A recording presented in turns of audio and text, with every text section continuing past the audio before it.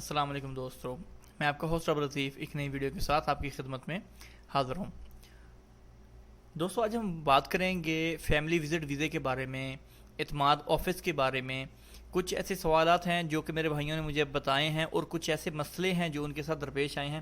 ایک عابد بھائی ہیں، انہوں نے بہت ہی اچھی بات کی تھی، سیم نام ہے ماشاءاللہ، انہوں نے بہت ہی اچھی بات مجھے بتائی کہ انہوں نے کہا جی یہ آپ جو ہے اپنے دوستوں کے ساتھ شیئر کیجیے گا۔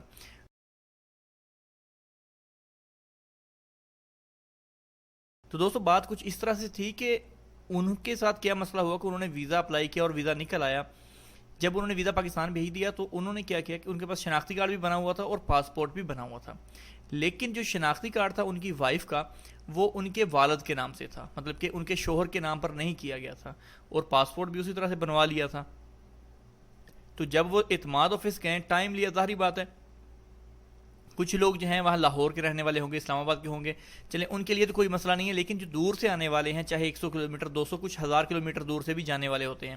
تو جب وہ ٹائم بھی لیں گے اور لینے کے بعد وہاں پر جائیں گے، ایک تو ان کے ساتھ یہ مسئلہ ہو جائے گا کہ وہ ان کو ریجیکٹ کر دیں گے جی کہ آپ کا جو ہے پاسپورٹ یا آئی ڈی کارڈ آپ کے شوہر پر کے نام پر نہیں ہے، اور آپ کا ان کا اس جو آپ کے شوہر کا نام ہے اس پر رجسٹرڈ نہیں ہے، یہ درج نہیں کیا گیا، تو اس کی وجہ سے آپ کو ریجیکٹ کر دیں گے۔ ایک تو آپ کو وہاں سے مطلب کرایہ لگا کے یہاں سے جائیں گے، پھر ٹائم ضائع ہوگا، پھر آپ کا وہ ٹائم لیا ہوا بھی ضائع جائے گا اور دوبارہ آپ آئیں گے، ہو سکتا ہے آپ کے پاس ٹائم ہو اور ہو سکتا ہے آپ کے پاس ٹائم نہ ہو، تو آپ کا ویزا بھی ختم ہو جائے گا۔ تو دوستو، یہ بات جو ہے آپ لوگوں کے ساتھ شیئر کرنی تھی کہ اگر آپ کا جو آپ کی وائف کا جو شناختی کارڈ ہے یا پاسپورٹ ہے، اگر آپ نے وہ جو ہے اپنے ہسبینڈ کے نام پر، مطلب کہ جو آپ نے اپنا نام اس کے اوپر نہیں لگوایا، یا یہاں پر زوجیت ہوتی ہے وہاں پر آپ نے نہیں لکھوایا، اور آپ نے ناظرہ سے اپڈیٹ نہیں کروایا اپنا شناختی کارڈ، تو کائنڈلی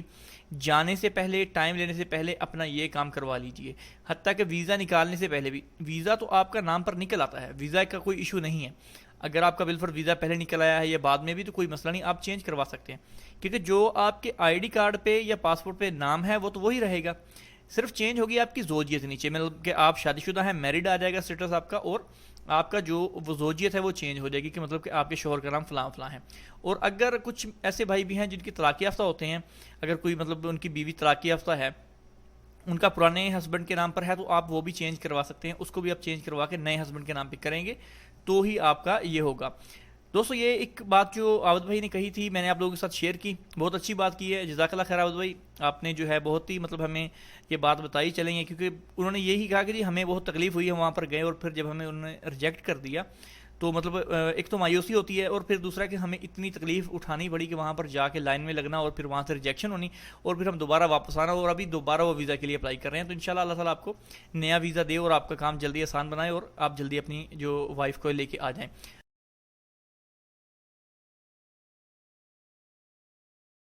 دوستو، اس کے علاوہ کچھ اعتماد سے ریلیٹڈ اور کچھ ویزے سے ریلیٹڈ اور بھی چیزیں ہیں۔ ایک میرا دوست تھا مکہ سے، ان سے میرا رابطہ بھی نہیں ہوا، انشاءاللہ میں رابطہ ان سے کروں گا، انہوں نے ویزا نکلوایا تھا عامل کے، جو ہے وہ عامل پہ نکل آیا تھا، اور یہ بھی ویزا نکل رہا ہے۔ اس کا طریقہ کار کچھ تھوڑا انہوں نے مجھے ایسے بتایا تھا کہ وزارت خارجہ سے کوئی پیپر لیتے ہیں، وہ لے کے اس کو فل کرتے ہیں، اور کفیل سے غرفہ تجاریہ لگوا کے وہاں پر ہی جمع کروا دیتے ہیں، وزارت خارجہ میں ہی جمع کروا دیتے ہیں، پھر وہ جو ہے اس کو اپلوڈ کرتے ہیں، یا کہیں اپلائی کرتے ہیں، وہ اس کو آن لائن کر دیتے ہیں۔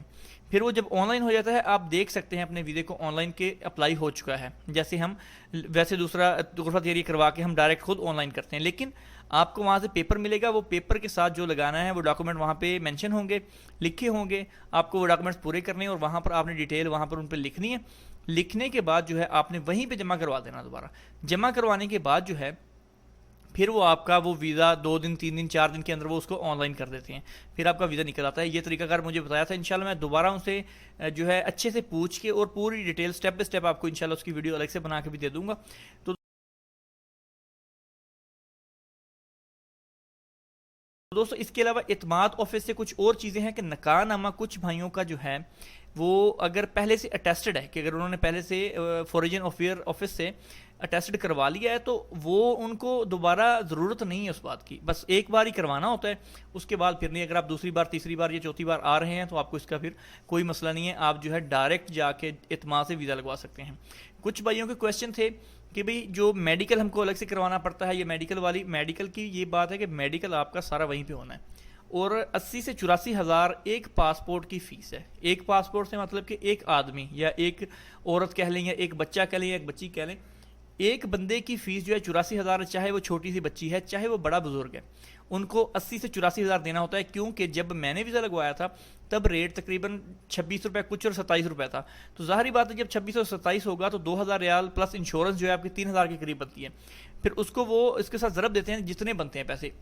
جو آپ کا ڈیلی بیسس پہ یہ ہوتا ہے کہ جو آج کا ریٹ چل رہا ہوگا اس حساب سے اس کو وہ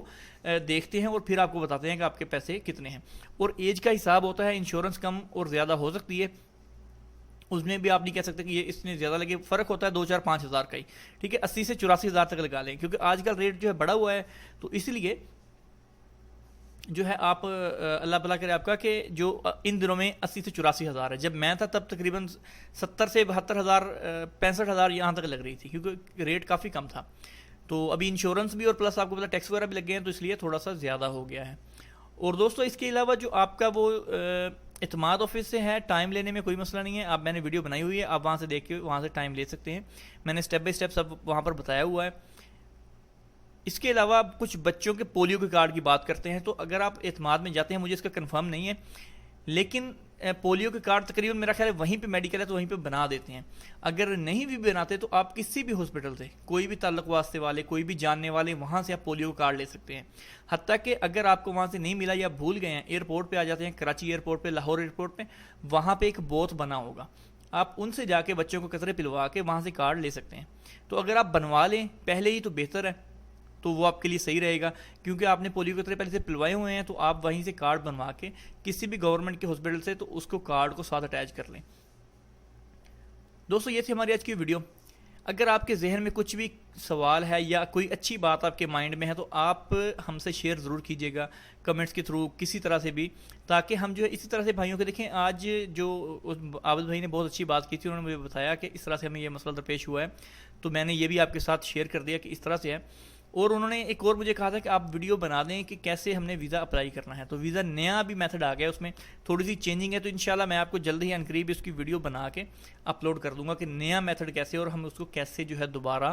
اس میں کریں گے, ویزا اپلائی کیسے کریں گے. تو دوستو اگر آپ کے ذہن میں کوئی بھی کویسچن ہو تو بلا جھجک آپ پوچھ لیجیے کیجیے, کیونکہ کام میں تھوڑا بزی ہونے کی وجہ سے رپلائی لیٹ ہو سکتا ہے, لیکن انشاءاللہ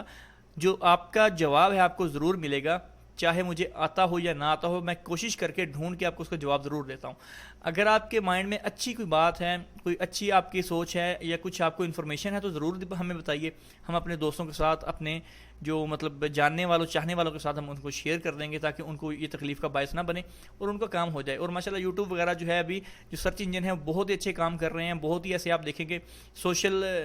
جو ہیں چینلز ہیں اور بہت سی ایسی چیزیں ہیں جہاں پر ایسی انفارمیشن ابھی ہمیں عام مل جاتی ہے. کسی قسم کی آپ کو انفارمیشن چاہیے تو آپ کو مل جاتی ہے. تو اسی طرح سے دوستوں اگر آپ ہم سے شیئر کر لیں گے, ہم اپنے دوستوں کے ساتھ شیئر کر لیں گے, اس کا آپ کو بھی اس کا جو ہے جزا ملے گی اور ہمیں بھی انشاءاللہ اس کی جو ہے محنت کا پھل ہمیں مل جائے گا. تو دوستو یہ تھی ہماری آج کی ویڈیو. لائک کرنا نہیں بھولیے گا, اپنے دوستوں کے ساتھ شیئر بھی کیجیے گا. مزید ایسی ویڈیو دیکھنے کے لیے جو ہمارے نئے